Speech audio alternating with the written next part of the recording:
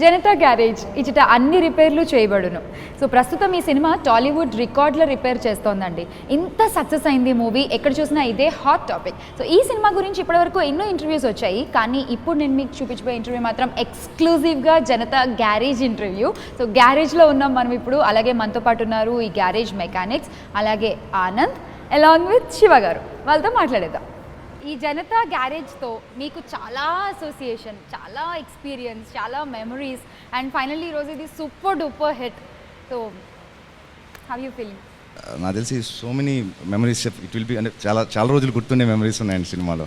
And very nice actually on a positive note and all. And being friends, అందరం friends అవడం ఒక advantage. So yeah, fun shooting.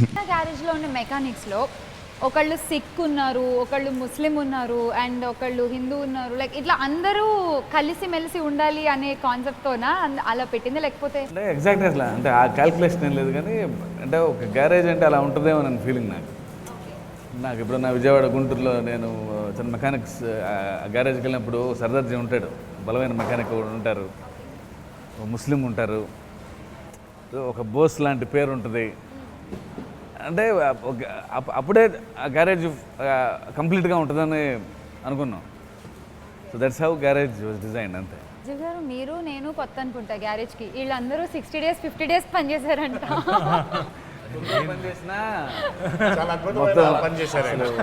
Garage మామూలుగా match ఆడితే T20 ఆడేసి వెళ్ళిపోయాడండి.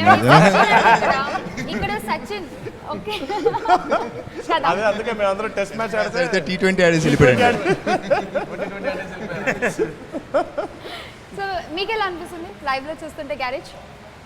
లైవ్లో garage first day నేను ఇక్కడికి ఆ సీక్వెన్స్ కోసం వచ్చానండి. లోపలికి ఎంటర్ అవ్వగానే ఒక అద్భుతమైన ఏరియాలో చూస్తాం కదా, మొత్తం సెట్ అంతా చూసుకుంటూ ఒక చిన్న ఫీల్డ్లో. పైగా ఈ సెట్లోకి వచ్చే ముందు ఈ హ్యూజ్నెస్, దీంతో పాటు ఇందులో ఉన్న యాక్టర్స్ కూడా దే ఆర్ ఆల్ హ్యూజ్. అంటే ఎవ్రీథింగ్ ఈజ్ హ్యూజ్. మొక్కల దగ్గర నుంచి ఎవ్రీథింగ్, యాక్టర్స్, ఎవ్రీథింగ్, స్క్రిప్ట్ కానీ సన్నివేశం కానీ చాలా హ్యూజ్. ఆ ఆనందం చాలా ఇది. అయితే నేను ఇప్పుడు బాధపడేది ఏంటంటే, వీళ్ళంతా ఇంత అంటున్నారు కదా 2 రోజులని, నేను ఎందుకు చేయలేకపోయినా 56 days ట్రావెలింగ్. ఇప్పుడు వాళ్ళకి అనుబంధం ఉంటుంది కదా, నాకు కూడా ఉంటే బాగుంటుంది అనిపించింది. జనతా గ్యారేజ్ ఇప్పుడు 7 సో ఒక్కరు కాదు 7 అన్నాం, అనుకోకుండా కరెక్ట్గా 7 కదా. కరెక్ట్గా 7 members ఉన్నారు. రైట్. అది ఎలా కుదిరిందో తెలియదు, కానీ మూవీ మొత్తం ఫస్ట్ నుంచి అలా కుదురుతూనే వస్తుంది. ఓకే. అంటే నేను లేనప్పుడు 7 ఎలా అంటే రెహమాన్ గారు ఉన్నారు. ఓకే. అంటే సినిమాలో నా ఫాదర్ ఆయన. రైట్. సో ఆయన 7 అక్కడ 7 అయిపోయింది. తర్వాత ఇప్పుడు రెహమాన్ గారు చనిపోయిన తర్వాత 7 ఎలా అవుతుందంటే అరవింద్ వచ్చాడు. అంటే ప్రత్యేకంగా తను జాయిన్ అయిన సీన్ ఉండకపోవచ్చు, కానీ బట్ ఇంకో రిక్రూట్మెంట్ అనమాట. సో 7 అయ్యారు. తర్వాత కరెక్ట్గా నేను మళ్ళీ వచ్చిన తర్వాత మోహన్ లాల్ గారు రెస్ట్ తీసుకున్నప్పుడు మళ్ళీ 7 అయ్యాం. సో మళ్ళీ ఇప్పుడు ఫైనల్గా అజయ్ చనిపోయిన తర్వాత మళ్ళీ 7 అవ్వాలి. ఎలా 7 అవుతుందంటే మళ్ళీ మోహన్ లాల్ గారు వచ్చి 7 అవుతుంది. సో బెనర్జీ గారు, మీ అసోసియేషన్ విత్ జనతా గ్యారేజ్? ఇన్ని రోజులు చేసిన తర్వాత లిటరలీ నేను ప్రాక్టికల్గా షూటింగ్ అయిపోయిన నెక్స్ట్ డే నేను మార్నింగ్ లేచిపోయి షూటింగ్కి వెళ్ళాలన్న ఫీలింగ్లోనే లేచిపోయా. I don't know, I just got up and wanted to go for shooting. Then I realize, అప్పుడు అనిపించింది అదే అయిపోయింది కదా షూటింగ్ అనేసి. సో అంత గల అందరం ట్రావెల్ చేసి వెళ్ళిపోవడం అనేది అండ్ చాలా చాలా చాలా సంతోషంగా ఉంది. సో ఇదంతా అయిన తర్వాత టుడే సినిమా ఇంత బాగా ఆడుతున్నందుకు, మంచి సినిమాని ప్రేక్షకులు బాగా ఆదరిస్తూ మళ్ళీ చూస్తున్నందుకు చాలా బాగుంది. నేను సినిమా చూశాను, సినిమాలో ఏడిపించేశారు. తను పర్ఫామ్ చేసి తన ఫీలింగ్ని ఏడుస్తూ కళ్ళంటే నీళ్లు పెడుతూ రియలిస్టిక్గా చేసింది. రియల్లీ నాకు కళ్ళంటే నీళ్ళు వచ్చేసింది. It was great. అయిన గ్యారేజీ చాలా ఒక టెంపుల్ లాంటిది. వాళ్ళకి 100 మంది ఇక్కడికి వస్తారు ఇబ్బందులతో, మేము వెళ్తాము. అలాంటిది ఎవరో కొత్తగా ఒక స్ట్రేంజరు ఒక ఇన్సిడెంట్తో అతనికి వెళ్ళి అతనికి అప్పచెప్పేశారు బాధ్యత. ఏం చేయలేము, ఆయన చెప్పాడు వెళ్దాం. ఎప్పుడైతే వెళ్ళినప్పుడు వాళ్ళు గురయ్యే అనుభూతి అంటే మళ్ళీ పూర్వ వైభవం వచ్చేసింది ఆ గ్యారేజ్కి. సో ఆ లీడర్ ఎవరైతే whose leading the garage, so అది వాళ్ళందరికీ ఏంటంటే ఇట్స్ లైక్ చిన్న ఒక గూస్ బంప్స్ లాగా అనమాట. దట్ వాజ్ అందుకే audience reaction, అజయ్ వాళ్ళ reaction. అజయ్ డబ్బింగ్ చెప్పడానికి వెళ్ళి Brahmaji and Ajay I think ఇద్దరు డబ్బింగ్ చెప్పడానికి వెళ్ళి రాజీకి ఫోన్ చేసి ఇన్ని రోజులు కష్టపడ్డాం రా మేము ఒక సీన్తో మొత్తం నువ్వు వెళ్ళిపోయావు. నాకు బాగా నచ్చే రియాక్షన్ మాత్రం నాకు బాగా అసలు నచ్చేది ఫస్ట్ కొట్టగానే మా జాన్ అండ్ బెనర్జీ గారు అలా వచ్చి ఆగిపోయిన తర్వాత ఇంకో షాట్కి కొడితే బీరో ఊగుతూ ఉంటుంది. ఊగుతూ ఉంటే సంతోష్ ఆ బీరోని అలా ఆపి అజయ్ వైపు అలా చూస్తాడు ఒకసారి, ఏంటిది మనం చూసేది నిజమా అన్నట్టుగా. అజయ్ మాత్రం సంతోషించి ఉంటూ బీర్వాని చూస్తూ ఉంటాడు. అంటే జనతా గ్యారేజ్లో ఫస్ట్ వచ్చింది వీళ్ళిద్దరు అనమాట. తర్వాత మిగతా వాళ్ళందరూ బ్రహ్మాజీగా అవ్వచ్చు, జాన్ అవ్వచ్చు, సంతోష్ కానీ, అరవింద్ కానీ. సో అదేంటంటే ఆ బీర్వాని నాకు బాగా బాగా బాగా బాగా నాకు ఇష్టమైన అండ్ మొత్తం అదే ఫైట్లో అందరికంటే కొంచెం వీళ్ళందరూ అగ్రెసివే. బట్ జాన్ ఐ మీన్ ఆ సర్దార్జీ క్యారెక్టర్ వేసిన అతను ఇంకా అగ్రెసివ్ అనమాట. ఓ చిన్న సీన్లో మోహన్ లాల్ గారు ఆర్డీఓతో ఎవరితో డీల్ చేస్తుంటే ఆయన ఏదో రివర్స్గా మాట్లాడుతుంటారు మోహన్ లాల్ గారితో. సో వెనకాల నిల్చొని ఉంటే అతను అలా చూస్తుంటాడు మోహన్ లాల్ గారిని. అంటే నువ్వు ఇంకా ఊరుకుంటావేంటి, కొట్టినా నేను అసలు ఏంటి ఇలా మాట్లాడుతున్నాడు ఏంటి అన్నట్టుగా చూస్తూ ఉంటాడు.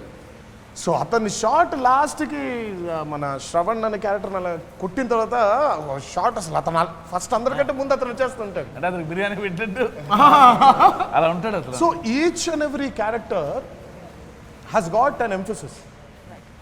సో అందుకే నేను జనతా గ్యారేజ్లో ఎవరి క్యారెక్టర్ కూడా నేను లాస్ట్ టైం ఇంటర్వ్యూ ఇచ్చినప్పుడు ఏ క్యారెక్టర్ కూడా మర్చిపోకుండా వెళ్ళిపోమను, అన్నీ గుర్తుపెట్టుకుంటాం. ఒక నార్మల్ మెకానిక్ ముఖ్యమంత్రి పక్కన కూర్చుని మాట్లాడడం అనేది అసలు మనం ఇమాజిన్ కూడా చేసుకోలేము అసలు మామూలుగా అయితే. సో అంటే మీకు ఎలా వచ్చింది ఐడియా? ఎక్కడైనా చూసారా ఎవరినన్నా అలా? ఏంటి ఇన్స్పిరేషన్? సినిమాలో డైలాగ్ వచ్చిన కట్ అయిపోయింది అక్కడ. ఆయన మెకానిక్, జనతా గ్యారేజ్లో మెకానిక్ ఆయన. ఓకే. మామూలుగా జనతా గ్యారేజ్లో మెకానిక్ సీఎంతో ఎక్కడైనా కూర్చుంటాడు సార్, ఎక్కడైనా కూర్చోగలడు ఆయన. అంటే సొసైటీ పట్ల అంత బాధ్యత ఉన్న జనతా గ్యారేజ్ కాబట్టి జనం కోసం నిలబడే మనుషులు, జనం కోసం నిలబడే గ్యారేజ్. సో దాన్ని నడిపించే మనిషి ఎక్కడైనా కూర్చోగలడు, ఎక్కడైనా కూర్చోవాలి. సాంగ్లో కూడా ఉంటుంది, వెనకడుగు అయిపోరు మనకెందుకు అనుకోరు, జగమంతా మనదే పరివారం అంటారు. సో వాళ్ళు వృత్తిరీత్యాగా వాళ్ళకి బ్రతుకు తెరువు మెకానిక్లా పనిచేయడం. బట్ వాళ్ళ బాధ్యత సమాజం పట్ల వెళ్ళి సమాజాన్ని రిపేర్ చేయడం. సో అంత డెప్త్ ఉన్న ఇదన్నమాట. జనతా గ్యారేజ్ ఈ టైటిల్ ఎప్పుడు అనుకున్నారు? అసలు అంటే దీనికి టైటిల్ గురించి ఆలోచించలేదు. అంటే ఎంతసేపటికి జనతా గ్యారేజ్లో ఆయన జనతా గ్యారేజ్ పెట్టుకున్నారు, జనతా గ్యారేజ్ మూతపడింది, జనతా గ్యారేజ్కి మళ్ళీ ఈయన వచ్చారు, ఈయన తీసుకున్నారు. అంటే ప్రతి పదంలో జనతా గ్యారేజే ఉంది. సో ఈ సినిమాకి ఇంకేం పేరు పెడతాం, మీరు రైటర్ అయినా జనతా గ్యారేజే పెడతారు. చాలా సింపుల్ అయితే నిజం. కరెక్ట్. అంటే క్యారెక్టర్ పేరే పెట్టాలి. ఇప్పుడు మామూలుగా మనం చాలా సినిమాల్లో హీరో పేర్లు టైటిల్గా పెడతాం. సో మా సినిమాలో జనతా గ్యారేజ్ హీరో కాబట్టి సో జనతా గ్యారేజ్ పేరే పెట్టుకున్నాం. ఇది హీరో అండి. సో అంటే మీకంటే కూడా ఇదే ఎక్కువ పెద్ద క్యారెక్టర్ ఉంది సినిమాలో. ఆనంద్ కంటే కూడా Janata garage is having a long character. నేను టెంపుల్ లాగా నమ్మే ఉంటుంది. మూవీ షూట్ ఉన్నప్పటి నుంచి కూడా గ్యారేజ్ చాలా హాట్ టాపిక్గా ఉంది. అండ్ ఎందుకు నేను ఇటు పక్క నుంచి వెళ్తా కూడా ఇదే నా జనతా గ్యారేజ్ సెట్ మొత్తం ఇక్కడే లోపల షూటింగ్ జరుగుతూ ఉంది, పీపుల్ మాట్లాడుకుంటా ఉంది, రైట్? సో అరవింద్ ఏంటి అవుట్ ఆఫ్ ఎక్కడికి వెళ్ళిపోయారు అసలు? షూటింగ్ లొకేషన్ సినిమా సక్సెస్ దగ్గర సెట్లో ఉన్నాం కదా, ఏది రిపేర్ చేయాలని ఆలోచిస్తున్నాను. ఇంకా ఏం రిపేర్ చేద్దామా? నాకంటే సినిమాలో యంగెస్ట్ మెకానిక్ ఆయన ఎలా రండి, మేము ఉన్నామండి. అయిన తర్వాత యంగెస్ట్ మెకానిక్ మేమండి. మీరు ఆయన యంగ్ చేశారేంటండి? అంటే మీరు నాకు కథలో చెప్పని ఎలిమెంట్స్ ఇదా? కథలో చెప్పని ఎలిమెంట్ అంటే అతన్ని ఆయన యంగా మెకానిక్ కాదు కదా అని అప్పుడు అంటే వచ్చి నేర్చుకున్నారు. తర్వాత నేర్పారు కదా. అరవింద్ చెప్పండి. అరవింద్, సో ఇంత పెద్ద ఓషన్లో యూర్ ఆల్సో డ్రాప్ ఎలా అనిపిస్తుంది? First of all thank you అండి మీకు. లాస్ట్ వీక్ షూటింగ్ అయ్యి ఇక్కడి నుంచి ప్యాకప్ అయ్యి లాస్ట్ డే వెళ్ళబుద్ధి కాలే ఇక్కడి నుంచి మాకు. మళ్ళీ మీ వాళ్ళు అందరం కలిసాం. అలా చాలా అంటే చాలా ఎమోషన్ అనిపిస్తుంది వెళ్ళిపోవడానికి. ఇక్కడ లాస్ట్ డే వెళ్ళిపోతున్నాం, మిస్ అయిపోతున్నాం అని. Thank you very much. Thank you sir నాకు ఇందులో వచ్చిన. Thank you. అలాగే తారక్ గారికి నా కెరీర్ స్టార్ట్ అయింది ఆషుక్ మూవీ నుంచి. ఆ మూవీ తర్వాత మళ్ళీ ఆయనతో టెంపర్ చేశాను. ఈ మూవీ ఇన్ని డేస్ వర్క్ చేశాం. Thank you. సో జనతా గ్యారేజ్లో ఇప్పుడు ప్రస్తుతం ఏం రిపేర్లు జరుగుతున్నాయి? మీరు బయలుదేరితే ఏదో మొదలు పెట్టారు. మీరు ఉన్నారు కదా అని కాసేపు గ్యాప్ తీసుకోవడమే తప్ప మళ్ళీ మీరు వెళ్ళిపోగానే మా బట్టలు మేము వేసుకొని బళ్ళు రిపేర్ చేసుకోవడం. కాసేపు రాజీవ్ ఉన్నాడు కాబట్టి ఫస్ట్ తను రిపేర్ చేసి ఆ తర్వాత బళ్ళని రిపేర్ చేస్తాం. థియేటర్ కలెక్షన్స్ రిపేర్ జరుగుతున్నాయి కదా. రైట్ ఆన్సర్ నా క్వశ్చన్కి. సినిమా రిలీజ్ అయింది కాబట్టి పైన పాలిషింగ్ అనమాట. గ్యారేజ్ పద్ధతులు అయితే కొంచెం మారినట్టున్నాయి. అంటే ఇది వరకు కస్టమర్ ఎవరన్నా వస్తే వెళ్ళేవాళ్ళు, ఇప్పుడు తెలిస్తే ఎగేసుకుంటూ వెళ్ళిపోతున్నారు. అంతేనా? ఎగబడి ఓ వెళ్ళిపోతాం. సారీ, ఎగబడి అంటే ఇంకా మోర్ పవర్ఫుల్ అంతే. ఎగేసుకున్న బదులు ఎగబడి కష్టం ఉందని తెలిస్తే చాలు పరిగెత్తుకుంటూ వెళ్ళిపోయేవాళ్ళం. రైట్. ఇప్పుడు కష్టం తెలియాల్సిన ఉంటే ఎగబడి కష్టం ఉందని తెలిస్తే చాలు ఎగబడి వెళ్ళిపోతాం. కష్టం ఉందని చెప్తే పరిగెత్తుకుంటూ వెళ్ళేవాళ్ళం, కష్టం ఉందని తెలిస్తే చాలు ఎగబడి వెళ్ళిపోతాం. మీకు సత్యం గారి ఆధ్వర్యంలో బాగుందా, ఆనంద్ ఆధ్వర్యంలో బాగుందా జనతా గ్యారేజ్? ఇది చాలా టఫ్ అండి, చాలా టఫ్ చెప్పడం, చాలా టఫ్. ఎందుకంటే సత్యం గారితో చేయడము అది ఒక యూనిక్ ఎక్స్పీరియన్స్. తర్వాత అన్నగారు రావడము. యాక్చువల్గా నేను ఈ సందర్భంగా ఒక విషయం చెప్తాను అన్నయ్య. నేను స్కూల్లో ఉన్నప్పుడు మీరు స్కూల్లో ఉన్నప్పుడా? నేను స్కూల్లో ఉన్నాడు ఫ్లాష్ బ్యాక్.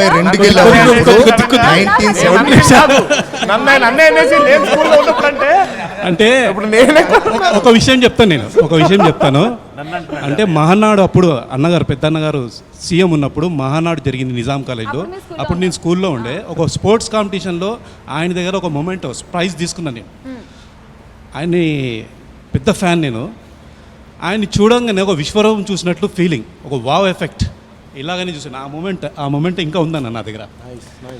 తర్వాత ఫిబ్రవరి లాస్ట్ వీక్ ఫస్ట్ షెడ్యూల్ జరిగేటప్పుడు అప్పుడు ఎన్టీఆర్ గారు మా అన్నగారు జాయిన్ కాలేదు. సో రోజు వచ్చారు అన్నగారు నేను ఫస్ట్ టైం చూడడం అక్కడ. ఆయన్ని చూడగానే నాకు సేమ్ ఫీలింగ్ అండి, ఆ అన్నగారు చూసిన ఫీలింగే సేమ్ ఫీలింగ్ కలిగింది నాకు. Believe me, I said wow, yes, తాతగారు గుర్తొచ్చారు. ఇప్పుడు ఆయనతోటి మేము వర్క్ చేయడం అంటే it's very very very honour, అదృష్టం అది మాకు. అండ్ మోహన్ లాల్ గారు కూడా సూపర్ స్టార్, ఆయనతో స్క్రీన్ షేరింగ్ చేసుకోవడం అనేది ఒక పెద్ద అదృష్టం. ఇవన్నీ ఎలా కుదిరినాయి మా శివగారు. కానీ అలాంటిది నాకు ఇంత పెద్ద క్యారెక్టర్ ఇచ్చేసి ఒక సూపర్ స్టారు, ఒక మార్వలస్ స్టారు, ఒక యంగ్ టైగర్ తోటి మాకు ట్రావెల్ అయ్యేటట్టు చేసినారు. అది ఎంతో అదృష్టం. అసలు సంతోష్ ఇంత మాట్లాడతాడా? అసలు ఈయన ఇంత మాట్లాడతాడా? షూటింగ్ అప్పుడు అస్సలు మాట్లాడవు. ఊరికి అలా కూర్చోవడం, అలా చూడడం తప్ప. అరవింద్ అయితే పాపం ఇప్పుడు అలాగే ఉంటున్నాడు ఆయన. శివ గారు అండ్ రాజీవ్ గారు, మీ ఇద్దరికి ఈ క్వశ్చన్. సో ఈ సినిమాలో ఆనంద్ క్యారెక్టర్, జనతా గ్యారేజ్ బాధ్యతలు తీసుకున్న తర్వాత ఆనంద్ క్యారెక్టర్, ఓకే, రియల్ లైఫ్లో ఎన్టీఆర్ గారి క్యారెక్టర్ ఎంత పోలిక ఉంటుంది? ఎందుకంటే మొన్న కూడా మనం చూసాం, చిన్న పాపకి ఏదో సాయం కావాలంటే పరిగెత్తుని వెళ్ళిపోయి చేసేసి. నేను దీనికి ఎగ్జాంపుల్ చెప్పగలుగుతాను. నేను లాంగ్ వే బ్యాక్, అంటే దాదాపుగా 7-8 ఏళ్ళు 10 ఏళ్ళు దాటి ఉంటుంది. పేర్లు చెప్పను, మెన్షన్ చేయను. నేను మా అసోసియేషన్ మెట్లెక్కుతూ ఒకళ్ళు ఎవరో ఉన్నారు, అది భావ్యం కాదు కాబట్టి చెప్పు, కింద ఒక ఆయన మెట్ల మీద కూర్చోన్నాడు. నాకు అటెండర్ వచ్చి భయ్యా ఇలా ఉన్నారు ఇదంటే, సరే నా వైపు నుంచి నాకు తెలిసిన ఫ్రెండ్ సర్కిల్లో ఇన్స్టెంట్గా ఫోన్ చేసి తరక్ ఇలా ఆల్రెడీ చేసేస్తున్నాం, ఆల్రెడీ అప్పటికే అయిపోయింది. అండ్ ఇంటి దగ్గర కూడా ఈ మెహదీపట్నం ఇంటి దగ్గర బండి రోజు మన ఈ మొక్కజొన్న బుట్ట కాల్చేవాళ్ళు, అతను కూడా అప్పుడెప్పుడు లాంగ్ బ్యాక్, ఇది 10 ఏళ్ల క్రితం, 11-12 ఏళ్ల క్రితం సంగతి. అప్పుడు కూడా వెంటనే హెల్పింగ్ హ్యాండ్ అయితే he has that nature, he has that attitude of giving hand to someone. అంటే నాతో పాటు రా, ట్రావెల్ చేయి అనే నేచర్ ఉంది. సో హీస్ 100% దాని, అందుకే లేకపోతే అంత ఈజీగా ఎమోషన్ పోర్ట్రే చేయలేడు కదండి.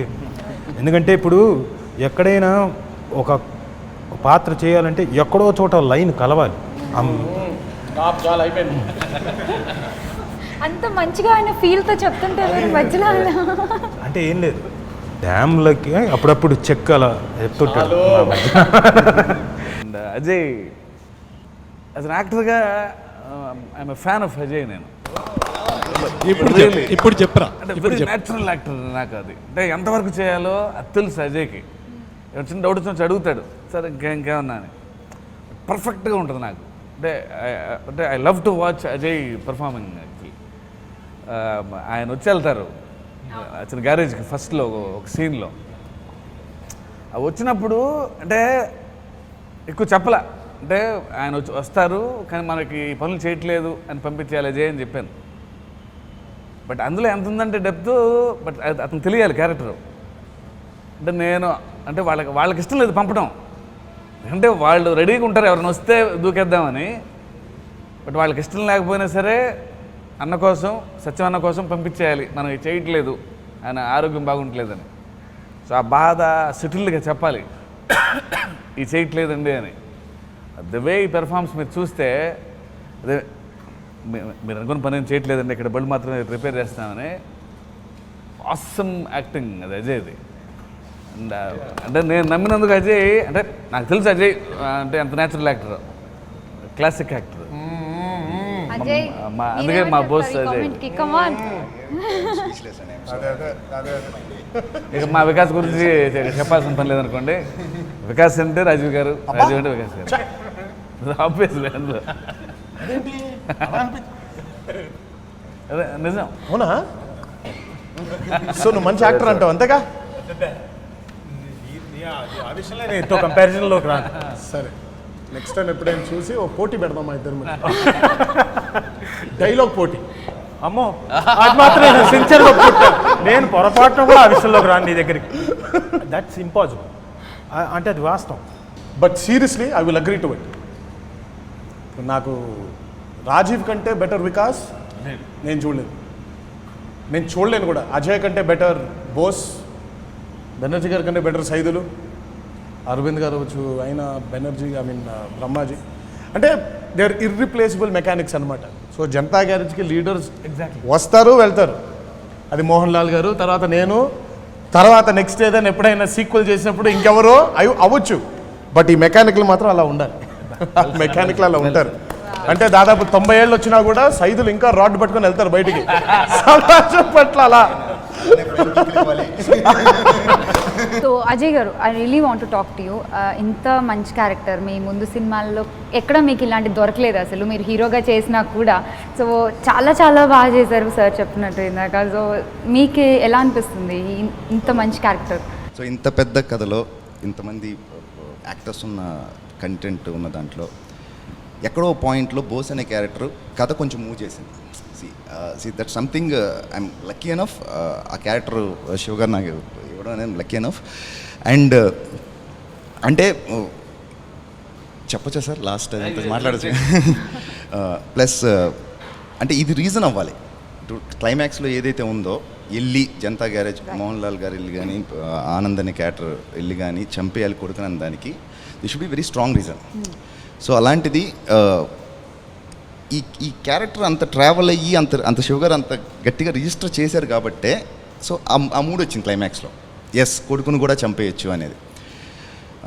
అండ్ ఇంకా యాక్చువల్గా శివ గారు అన్నారు కానీ శివ గారిని బాగా చాలా క్వశ్చన్లు అడిగానండి షూటింగ్ అప్పుడు. ఇదేంటండి అదేంటండి అప్పుడప్పుడు నేను ఎప్పుడు చేయలేదు కాబట్టి I have my own doubts. అంటే ఎలా ఉంటుందో ఏంటో. రాజీవ్ అన్న అడిగాను, ఇలా డెత్ ఉందండి, ఇలా ఇది ఇదంటే నువ్వు షోల్డర్ పైకి పెడతావు, కింద పెట్టమన్నాడు. షోల్డర్ ఓకేనే, నేను షోల్డర్ లేపనైతే ఇలా వెళ్తానంట నేను కొంచెం అది కొంచెం. So I was nervous doing it. అంటే నాకు జడ్జ్మెంట్ లేదు, నేను ఎలా చేయగలను ఏంటనే లేదు. బట్ శివ గారు చూడంగానే బాగుందనగానే that's only say that's a confidence. కానీ ఈరోజు నాకు అంటే ఒక 15-16 ఇయర్స్ అయిందండి వచ్చి. మా చుట్టాలు ఎప్పుడన్నా అంటే ఏదో ఎంతో బాగుంటే తప్పితే ఫోన్ రాదు నాకు. మొత్తం నా చుట్టాలందరూ ఫోన్ చేసి చాలా మంచి క్యారెక్టర్ చేసేవారు, ఇలాంటి క్యారెక్టర్ చేసి ఫర్దర్గా అన్నారు. So that's a very big thing personally. అంటే బయట ఫ్రెండ్స్ అంటాం వేరు, వీళ్ళందరూ అంటాం వేరు. ఎప్పుడో అంటే వాళ్ళకి నచ్చితే కానీ కాల్ చేయరు. అలాంటి వాళ్ళు కాల్ చేసి చెప్తున్నారంటే I'm so happy for this. Thank you Shiva గారు ఫర్ ద రోల్. అండ్ బాగా నచ్చింది ఏంటంటే the character establishment of 2 brothers. Mohan Lal గారి అబ్బాయికి నాకు ఫస్ట్ కాన్ఫ్రంటేషన్. నేను ఫస్ట్ టైం సినిమా చూస్తున్నప్పుడు దిస్ వాజ్ మై ఎక్స్ప్రెషన్. అంటే సినిమా అన్ని రోజులు చేశాను నేను, ఆ సీన్ ఎలా ఉంటుందో తెలుసు, ఆయన ఎలా డైరెక్ట్ చేస్తారో తెలుసు, దేవి గారు ఎలా బ్యాక్గ్రౌండ్ మ్యూజిక్ ఇస్తారో తెలుసు. కానీ బట్ ఆ ఫిల్మ్లో ఎంత ఎంగేజ్ అయిపోయానంటే నాకు వాళ్ళిద్దరు అసలు కలుస్తుంటే అబ్బా అన్నాను ఒకసారి. శివ పక్కనుంటే అలా అన్నాను. బికాజ్ అంటే ఇద్దరు లాంగ్ లాస్ బ్రదర్స్ వాళ్ళు కలుస్తున్నారు. కలిసినప్పుడు ఇదంతా చెయ్యొద్దు అని అన్నప్పుడు ఉన్ని ముకుందన్ గారు చిన్నప్పటి నుంచి చెయ్యొద్దు చెయ్యి ఇది చేయొద్దు అది చేయొద్దు అనేది బాగా విని బాగా అలసిపోయాను, ఇంకా నేను విన్నదలుచుకోవట్లేదు అని. అదే ఆయన క్యారెక్టర్. ఎందుకంటే చిన్నప్పటి నుంచి కూడా తన ఆశలు చాలా పెద్దవి. జనతా గ్యారేజ్ వాళ్ళకి ఉండకూడని ఆశలు తనవి. ఇప్పుడు ఆనంద్ డైలాగ్ ఎలా ఉంటుందంటే, నాకు మాత్రం చెప్పిందే మళ్ళీ చెప్పి ఇంకా చెప్పాలనిపిస్తూ ఉంటుందంటే. So one of the best dialogues in that scene. అంటే నాకు చెప్పడం ఇష్టం లేదు అని ఒక క్యారెక్టర్ అంటుంది, నాకు మాత్రం చెప్పిందే మళ్ళీ చెప్తే ఇంకా చెప్పాలనిపిస్తూ ఉంటుంది అని. బాగా ఇష్టమైన మాటల్లో అదొక మాట. సో ఇందాక ఎన్టీఆర్ గారు అన్నట్టు లెట్స్ హోప్ సీక్వెల్ సూన్, కానీ మెకానికల్ మాత్రం ఇలానే ఉండాలన్నారు. చూడాలి అంటే మళ్ళీ ఎత్తుక్కోవాలి. We expect same Anand actually, same Keshav. Vikas late అయిపోయింది. వికాస్ కి ప్రాబ్లం అయిపోయింది. అతని ప్రాబ్లం చచ్చిపోయాను నేను. ఎవరు